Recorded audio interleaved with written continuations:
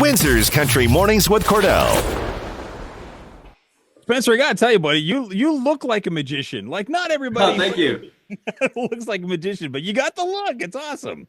Thank you. I remember I was my magic teacher Jeff McBride once, where I was in I was basically at magic school, and he said, when it comes to having the magician look, he said if a cop came into the room right now and I said arrest the magician, Spencer would be in handcuffs, and I went, okay, that's good validation for my look, and I was like, that's kind of what cemented it.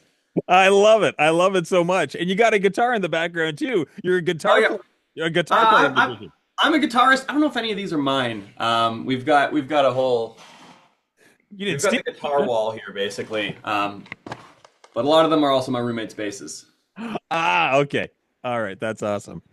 So listen, man, first off, let's kind of find out a little bit about you, because it's kind of cool what's going on here.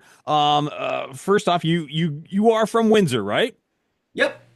Yeah. Okay. I was born in Windsor, was raised there for about 24 years, 25 years. And what school did you go to? I went to Central School primary, and then John Campbell, then Vincent Massey for high school, and then I did animation at St. Clair College. Oh, terrific! And now, what made you go into what you're doing now, or are you also doing things related to animation? Because you're living up in Toronto now. Yeah, I've been out of animation for a little while now, but like a lot of it, I still kind of keep with me in the magic sense. It really like teaches you how people watch things. But no, the thing that got me into magic was I was learning how to count cards for things like blackjack. That always kind of fascinated me. And then eventually, I'd be sitting in school, like flicking through a deck of cards. People go like, "Oh, are you doing card tricks? Can I see one?" And I'm like, I don't know any card tricks." And that got so disappointing. It's such a bad answer that I learned a few card tricks so that I could show people. And eventually, I kind of enjoyed that more. Real popular at Caesars Windsor, I'm sure. So you got into it just from watching. Was there like a particular magician that really just made you go, I want to do what he's doing? As a kid, I remember watching I'd run home to watch the David Blaine specials.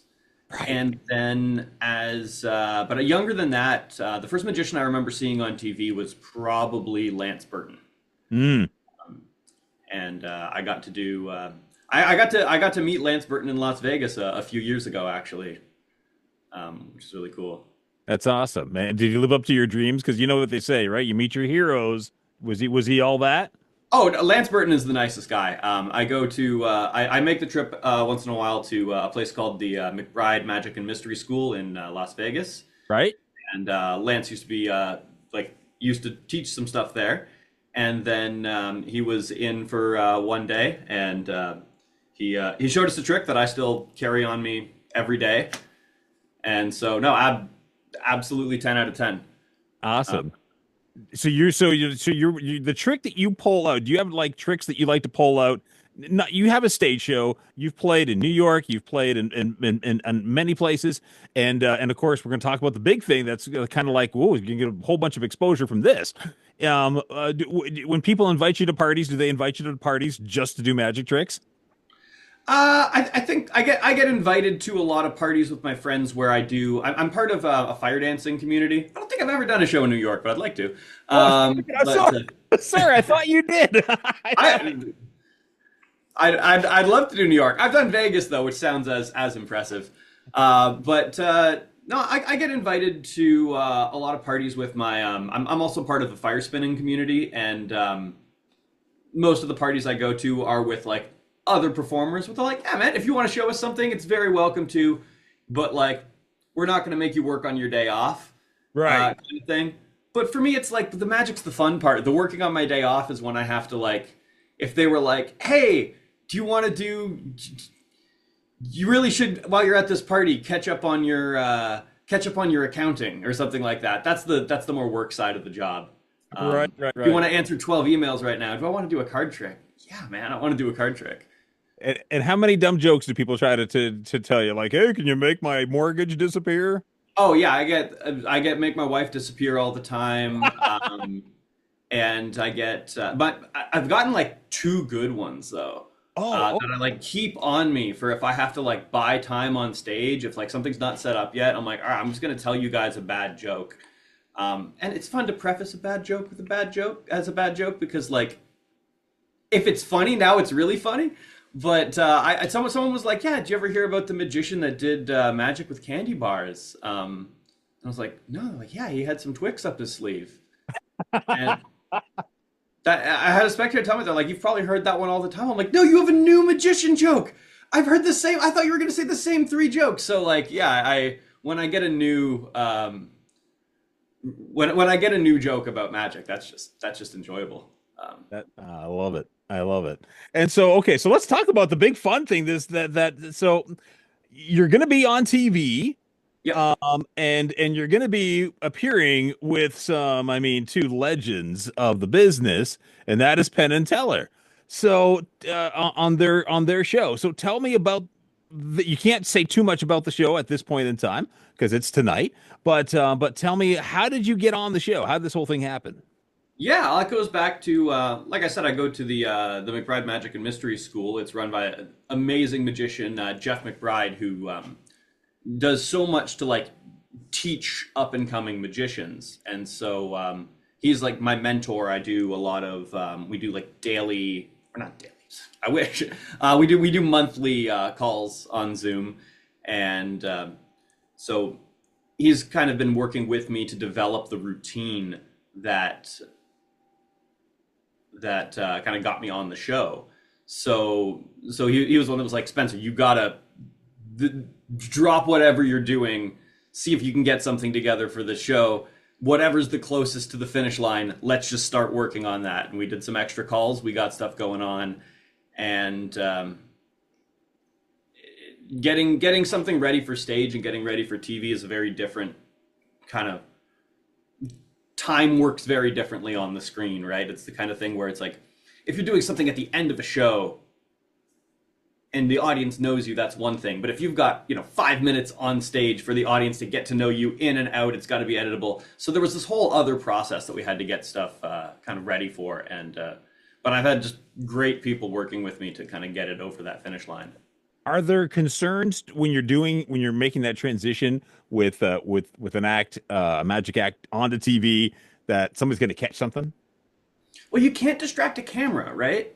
Yeah. If you're looking at me in person and I wave my hand like this over here, your eye's going to go over here, but your natural life doesn't have a frame around it. And that little box, I mean, the goal of someone, if you're watching something on a screen, you so want that, that edge to disappear and people to get sucked in and people to get immersed, but the image is still fixed in one place. So it's very hard to pull attention away because the camera is still kind of focusing you where to look, and the camera doesn't get distracted the same way the human eye does.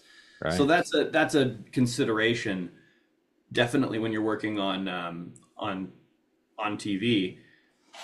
Luckily, I kind of got into doing some magic over Zoom, especially during the pandemic, and so I kind of had some good practice on like what looks good on camera, what doesn't, and how to kind of adapt to that medium. Just out of the top of my head, do you own a rabbit? I don't, but my mom and my stepdad do. Okay.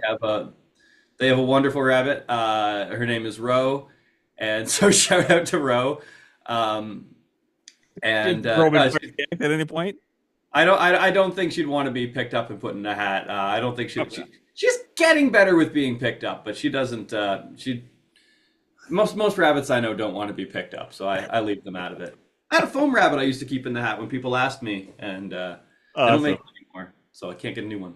So the point of the show, what is the point of the show? Because I'm going to be honest, full disclosure, I have watched many Penn and Teller specials, but I've never actually watched their show, this one that you're going to be on. So what's the deal with it? What is your objective? Like, what do you have to do? The objective is to fool Penn and Teller. Oh, okay. So like it's in front of a big audience, like a 5-minute routine, and Penn and Teller have to figure out how you did the act. You're basically, well, that's a lot of pressure. These are guys who are infamous for like revealing how stuff's done, and you've got to show them something that they've never seen, in other words. Yeah, Wow. that's the pressure. That is the pressure. And so did you already have something established, or did you have to come up with something? I had a routine that I'd been doing for a few years. So I had a bunch of stuff in mind, but it was like, like it's something that I would do for like maybe an audience of 20 people to, maybe a few hundred. Like I could do it in this room, basically, kind of scale. Yeah. And it was like, can I make this huge? And then you realize that when you're scaling stuff up, when there's things like sleight of hand involved, that you're basically kind of recreating it. But I had a premise, and then I was kind of scaling up the premise, and then I was like kind of creating some new stuff to go along with it. So there's stuff that I had to there's stuff that I had to learn, there's stuff that I had to make, there's like a technique that I had to just totally make up. There's lots of there's all sorts of stuff went into to creating the What you did. what went on stage. But it was kind of okay, let's just switch into go mode, drop everything, and just once or twice a week I was just meeting up with friends, and we were just filming it, rehearsing it, rehearsing it. And so the last thing I'm doing before we have our watch party is making a nice reel of all of those outtakes so that we can enjoy those together. That's great. What are you serving at your watch party? I don't know yet. I'm not in charge of that. I think It'll just appear. Yeah, the general consensus among my friends around me, like, dude, you've been stressed enough working on all these things. You've got enough on your plate. You can we'll bring you food. We'll feed you for the day. I love it. Oh, can you do? I hate to be that dude. I hate to be that guy. Do you have something that you can show us? Do you have something kind of one of your favorite tricks to show people? I got two things in front of me, but I'm going to do this one because I kind of referenced it earlier. This is the one. Okay. This is the one I learned in Vegas, probably about 8 years ago now. Wow. Okay. So this bill is actually the first dollar I ever made in Las Vegas. Oh wow. So I keep it on these cards as sort of a luck charm. But I like this trick because you can't reach through the screen and touch these cards. So this is the closest we're going to get to you being able to do that, basically. Right. And so, do you have a good imagination? I think so. I hope so. Okay, excellent. And I think everyone has a better imagination than they give themselves credit for. So I want you to imagine that you can reach through the screen and touch these cards. Okay. All right. Yep. Now I want you to imagine I'm holding the 4 queens from a deck of cards. Okay. And I want you to imagine, so hearts, spades, clubs, diamonds, I want you to imagine you can actually reach through and you can take away 2 of those queens. And let's say you're taking 2 of the same color to make it nice and simple. Okay. Reach out right now, take 2 of those queens. Okay. What color did you grab, red or black? Red. You grab the red queens. Hold them up so I can see them. Okay, good. You've got the hearts and the diamonds there. I do. Flip one of those over. Oh, I'm showing it to you right now. Yeah. Oh, sorry. I don't want to mess it up and accidentally. It's hard for me to see. Did you flip the hearts or the diamonds? This is diamond. That's the queen of diamonds right there? Definitely hold on. Yeah. Yeah, okay. Put it back so it's still flipped over, and put the hearts back the same way it was, but you're just putting the queen of diamonds back upside down. Okay. So to recap, you chose which card. You chose which cards to take, you chose which one to flip. Yes. You don't want to change your mind here? No, I'm good. All right, because your imagination is very, very good, because if we look here, you really do have 4 cards. Okay. And there really is one flipped over. That. Look at that. Look at that. Really is Look at that. Now, do you think the hand's quicker than the eye? I think it can. I think so, if you know, yeah. But you don't think I flipped that queen over in response to your questions or anything crazy like that, right? It doesn't appear you did. No. And I couldn't have. You know why? Because this queen is actually from a different deck. Awesome. And I don't know how you picked up on it. You've got a great imagination because I don't actually use any other queens. Awesome. Awesome. I love it. You have fooled me. Thank you. Spencer, it is a real treat to talk to you. And your dad's a regular listener to the radio station too. So when Dave reached out and said, "You got to talk to my son because this is a big deal," he was telling me about it. I'm like, dude, this is awesome. We're very excited for you. We love to support no matter where our local friends go in life and whatever cities they find themselves in. You're always going to be part of Windsor and Windsor'S. We appreciate you dropping by, and I hope it goes well for you. Do you get something if it goes well? Yeah, there's a trophy if you fool them. Okay.